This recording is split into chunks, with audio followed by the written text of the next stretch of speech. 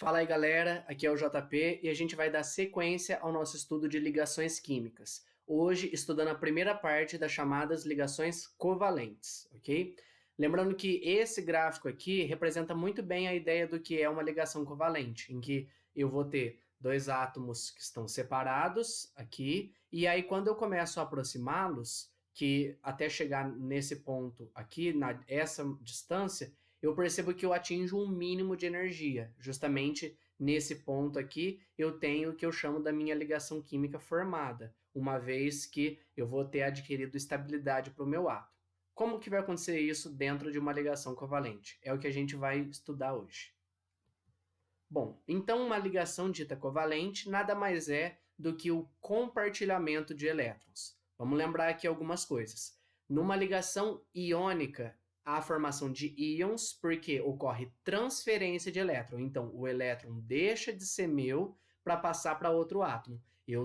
Vai ter alguém que dá o elétron e tem alguém que recebe esse elétron. É uma doação de elétrons, ok? Aqui não, aqui eu estou compartilhando, então o elétron não deixa de ser meu, mas ele passa também a ser de outro átomo. Então eu compartilho o meu átomo, ele compartilha o dele, e assim a gente busca se satisfazer, ok? Quando que ocorre isso? Quando entre os meus átomos há baixa diferença de eletronegatividade. A gente viu esse conceito de eletronegatividade dentro lá das propriedades periódicas, que é justamente essa tendência em atrair o par de elétrons na ligação. Então, quando eu tenho uma baixa diferença de eletronegatividade, podendo inclusive até ser nula essa diferença, eu tenho uma ligação do tipo covalente. Baixo quanto nesse valor se eu pego a eletronegatividade de Pauling? Um valor abaixo de 1,7, ok? Então, a gente tem aqui, quanto mais próximo de 1,7, 1,7 é o valor de referência. Se eu tenho acima de 1,7, eu tenho uma predominância de um caráter iônico da ligação. Se eu tenho abaixo de 1,7, eu tenho a predominância de um caráter covalente. Ficando próximo ali em torno de 1,7, eu vou ter um pouco desse caráter iônico e um pouco desse caráter covalente. Existem alguns compostos que a gente consegue observar isso. Mas, em geral, para a gente se preocupar, se o exercício pergunta em termos de valores, ele muitas vezes vai perguntar qual ligação tem o maior caráter iônico. Então, eu vou buscar a maior diferença possível de eletronegatividade. Qual tem o menor caráter iônico? Vou buscar a menor diferença e assim por diante. Ok? Em ligações covalentes, formam-se moléculas, tá? Quando eu estou falando de uma ligação iônica, não necessariamente o termo molécula é correto. Lá eu tenho um retículo cristalino, eu tenho uma estrutura formada por íons, tá? Aqui não, aqui eu tenho, é muito usado esse termo molécula. Então, falar molécula de água, molécula de gás carbônico, molécula de ácido sulfúrico, enfim, é porque justamente eles têm ligação covalente na sua estrutura interna, digamos assim, na composição dessa molécula. Quando que ocorre isso, basicamente? Então, para eu observar essa baixa diferença de eletronegatividade. Ocorre quando eu tenho um ametal ligado com hidrogênio, por exemplo, eu tenho aqui HCl. Lembra que os ametais, os mais comuns, são daquela série lá do FonCl-Brisk-PH, ou, como eu ensinei, fui ontem no clube, briguei e saí correndo para o hospital, tá? Existem outros ametais além daqueles lá. Aqueles lá são os principais. Ok? Aqui a gente vai acabar abordando alguns outros, mas sabendo aqueles resolve 90% dos nossos casos para a gente saber, ok? E se eu tenho um ametal ligado com outro ametal? Então, por exemplo, aqui o dióxido de enxofre, SO2. O S está naquele grupo que eu falei e o O também. Lembra que quando está os dois dentro daquele grupo é ligação covalente, ok? Pode acontecer também, no caso, quando eu ligo hidrogênio com hidrogênio. Isso também é uma ligação covalente, uma vez que eu não vou ter uma diferença de eletronegatividade para poder ser outro tipo de ligação, ok? Vamos continuar estudando, então. Como que eu sei quantas ligações que o meu átomo vai fazer? Muito simples. Esse número de ligações é o número que vai faltar para completar 8 elétrons na camada de valência. Lembra que os ametais são principalmente aqueles que estão perto ali dos gases nobres, né, naquela parte mais à direita da tabela periódica. Então, justamente, eu tenho ali os ametais e eu consigo perceber que o número que falta para completar 8 elétrons é o número de ligações, ok? E a gente percebe que essa ligação covalente vai poder ser de 3 tipos. Ela vai poder ser uma covalente tipo simples, que é quando eu compartilho um par de elétrons entre dois átomos, ok? Ela pode ser dupla, quando eu compartilho 2 pares de elétrons entre dois átomos, ou tripla, 3 pares de elétrons entre dois átomos, ok? Então, eu vou podendo julgar simples, dupla ou tripla a cada 2 átomos que eu vou analisando na minha molécula, tá certo? Vamos aos nossos exemplos, então. Então, aqui a gente vai aprender 3 tipos de fórmula para a gente saber a diferença de cada uma delas. Então, vamos lá. A primeira é chamada fórmula molecular. Fórmula molecular vai falar para mim como se fosse a embalagem da molécula. Ela vai falar quais elementos estão presentes e quantos átomos de cada elemento estão presentes. Só olhando a fórmula molecular, não tem como fazer alguma outra previsão. A fórmula molecular me dá apenas essa informação. Agora, para eu saber, por exemplo, outras informações, eu preciso da fórmula estrutural. Eu tenho dois tipos dessa estrutura. Eu posso usar a fórmula eletrônica de Lewis, que a gente já aprendeu lá em ligação iônica, que era desenhar os elétrons de valência, ok? Então, por exemplo, o hidrogênio ele geralmente é colocado lá perto da família 1A, porque ele tem um elétron na camada de valência. Se ele tem um elétron, então, para ele poder fazer a sua ligação, ele vai fazer apenas uma ligação covalente. Então, eu tenho aqui um hidrogênio com esse elétron, outro hidrogênio com esse elétron. Para ele poder se satisfazer, ele faz aqui uma ligação covalente. Essa é a molécula de H2. Perceba que aqui, essa caixinha com esses 2 elétrons é justamente o par de elétrons que está compartilhado. Então, aqui eu tenho uma ligação simples. Como não tem outros elétrons na camada de valência, eu não preciso desenhar mais nada aqui na fórmula eletrônica. E aí, a fórmula estrutural, em que eu troco o par de elétrons, essa caixinha, por um traço. Então, está aqui a minha fórmula estrutural. Isso me possibilita fazer outras previsões da molécula, analisar outras coisas, diferente daqui da fórmula molecular, que eu não sei como eles estão ligados, quem está ligado com quem. A gente começa com os casos mais simples. Vamos lá. Segundo exemplo agora, a molécula de bromo, ok? Temos aqui Br2. Bromo é um halogênio, né? Essa substância ela é líquida a temperatura ambiente, e o bromo é da família 7A. Ou seja, tem 7 elétrons na camada de valência. Para poder chegar em 8 elétrons, falta 1. Então, ele vai fazer, cada átomo de bromo, faz uma ligação covalente, ou seja, compartilha esse 1 elétron que está sobrando. Então, tem aqui, 1, 2, 3, 4, 5, 6, 7, se eu pensar nesse elétron como sendo desse bromo. São os 7 elétrons dele. E esse outro bromo com outros 7 elétrons. Como eu compartilhei agora um par de elétrons, fiz aqui uma ligação simples, se eu conto para esse bromo, eu tenho aqui 2, 4, 6, 8. Lembrando que o par compartilhado conta para os 2 átomos. Então, eu tenho aqui ele com 8 elétrons, está estável. Esse outro bromo, mesma coisa, 2, 4, 6, 8. Estabilizou também. Assim, eu tenho aqui a minha molécula na fórmula eletrônica. Percebe que eu mostrei os elétrons de valência e mostrei aqui o par compartilhado. Se eu uso a fórmula estrutural nem sempre traz os elétrons de valência, tá? Ela só me mostra o traço aqui da ligação. Aqui, então, eu troco o par compartilhado por esse traço, uma ligação simples também, ok? Então, halogênios e hidrogênio fazem uma ligação covalente simples. Outro exemplo agora, gás-oxigênio. Oxigênio é da família 6A. Para inteirar 8 elétrons na camada de valência, já que ele tem 6, ele precisa fazer 2 ligações.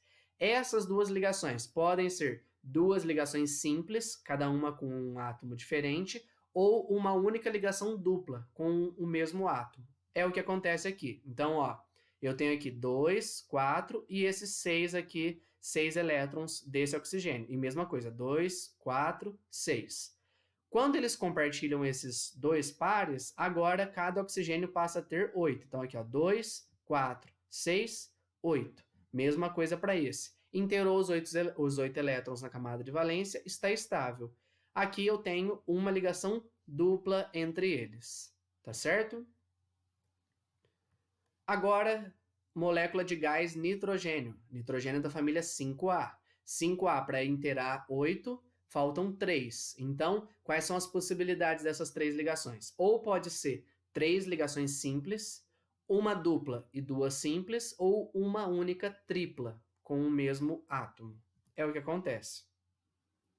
Eu tenho aqui 2, 3, 4, 5. Mesma coisa para esse outro. Na hora que eles compartilham, vai virar 2, 4, porque compartilhou, 6, 8. Cada nitrogênio agora tem 8 elétrons. Então, já está satisfeito nas suas ligações, ok? Então, tá aqui. Então, eu tenho uma ligação simples, dupla, e aqui eu tenho uma tripla, ok? Seguindo agora para outros exemplos. Então, tinha ali moléculas diatômicas e moléculas de substância simples, ou seja, um único elemento químico em cada molécula. Vamos analisar agora outros tipos. Por exemplo, a molécula da água. Então, vamos lembrar. O oxigênio é da 6A, tem 6 elétrons, faz 2 ligações. Cada hidrogênio tem um único elétron, faz uma ligação. É só a gente pensar. Eu preciso de um oxigênio fazer 2, e cada hidrogênio faz uma. A fórmula molecular fala que eu tenho 2 hidrogênios. Então, eu coloco um hidrogênio de um lado, outro hidrogênio do outro, ok? Perceba aqui, ó, esse hidrogênio tem esse elétron, esse hidrogênio tem esse. O oxigênio tem 2, 4, 5, 6. Na hora que ele compartilha, o hidrogênio faz as duas ligações, tem agora 2 elétrons, né? Então, ele ficou com a configuração de gás nobre, no caso o hélio, né, que tem 2 elétrons também, e o oxigênio também ficou com configuração de gás nobre, ou seja, ficou com 8 elétrons, respeitando aquela regra do octeto que a gente estudou, a teoria do octeto. Então, ó, tá aqui, ó, 2, 4, 6, 8. Aqui, no caso, eu posso representar pela fórmula estrutural dessa forma. Se você viu alguma outra representação da molécula de água, não se preocupe. Aqui, eu só estou interessado em analisar quem está ligado com quem e qual tipo de ligação. Não me interessa a posição. Então, se eu quisesse colocar o H para cima, o H para baixo, um para o lado, para o outro, enfim, não me importa, desde que eu tivesse um oxigênio fazendo uma simples com hidrogênio e outra simples com outro, tá? Depois, quando a gente estudar a chamada geometria molecular, aí sim a gente vai ter que respeitar a posição correta desses átomos tridimensionalmente. Por enquanto, fazer isso é suficiente para a gente, ok? Saber quem está ligado com quem. Vamos lá, continuando aqui. Molécula de gás carbônico, dióxido de carbono, CO2. Eu tenho aqui o carbono é da família 4A, então ele faz 4 ligações. E o oxigênio é da 6A, faz 2 ligações. Só pensar, eu tenho 2 oxigênios. O que eu posso fazer? Essas 4 ligações do carbono podem ser variadas. Pode ser 4 ligações simples, pode ser uma tripla e uma simples, pode ser uma dupla e 2 simples ou 2 duplas. Como cada oxigênio precisa fazer 2 ligações, o único jeito de eu organizar essa molécula é assim. Eu coloco o carbono fazendo uma dupla com um oxigênio, o carbono fazendo dupla com outro oxigênio. Se eu conto aqui, esse oxigênio faz 2, esse oxigênio faz 2. E o carbono está fazendo as 4 ligações dele.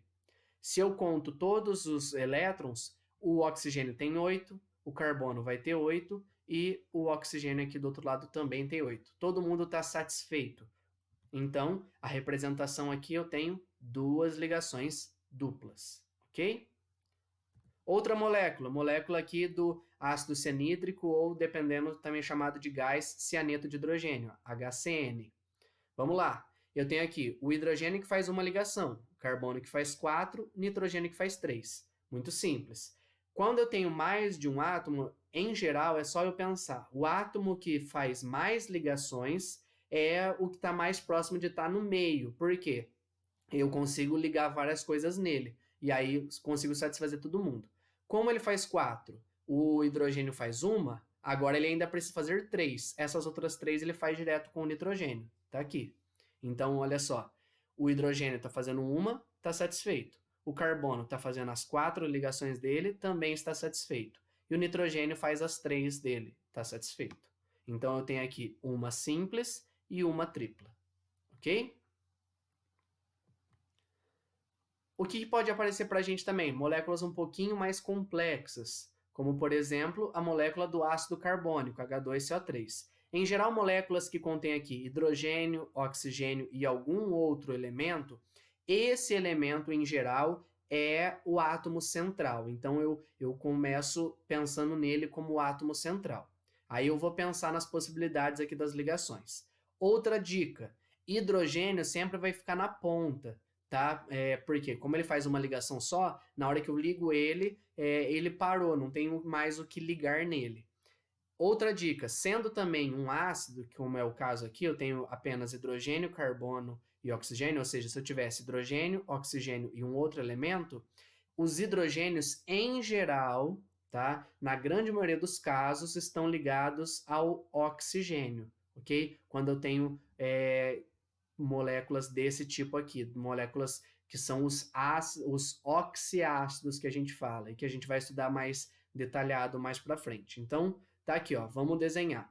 Carbono, lembra que faz 4, oxigênio faz duas ligações, hidrogênio faz uma. Eu tenho aqui 2 hidrogênios, 1 carbono, 3 oxigênios.